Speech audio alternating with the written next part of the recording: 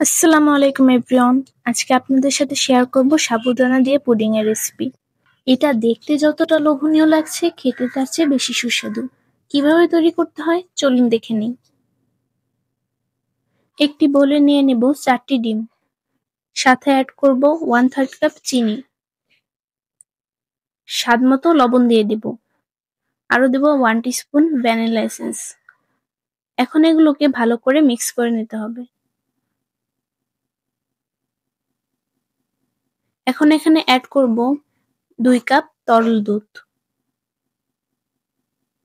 এগুলোকে মিক্স করে এখন অন্য একটি বোলে নিয়ে নেব 1/2 কাপ সাবুদানা। এটাকে 5 মিনিটের জন্য বয়েল করে নেব। এই বয়েল করা সাবুদানা দুধ আর ডিমের মিশ্রণে দিয়ে দিন। দেন এটিকে ভালো করে মিক্স করে নিতে হবে। যে মোল্ডে পুডিংটি তৈরি করব সেই মোল্ডে আগে থেকে আমি ক্যারামেল সেট করে নিয়েছি। মিশ্রণটি ঢেলে ঢাকনা লাগিয়ে দেব। চুলায় একটি পাত্রে কিছুটা পানি দিয়ে ভিতরে স্ট্যান্ড বসিয়ে তারপর পুডিং এর মোল্ডটি বসিয়ে দেব।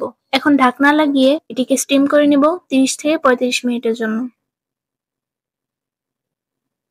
প্রায় 35 মিনিট পর আমি একটি টুথপিকের সাহায্যে চেক করে নেব পুডিংটি ভালোমতো কুক হয়েছে কিনা। প্রায় 2 ঘন্টা পরে পুডিংটি ভালোভাবে ঠান্ডা হওয়ার পর একটি নাইফের সাহায্যে চারপাশে ছাড়িয়ে নিচ্ছি।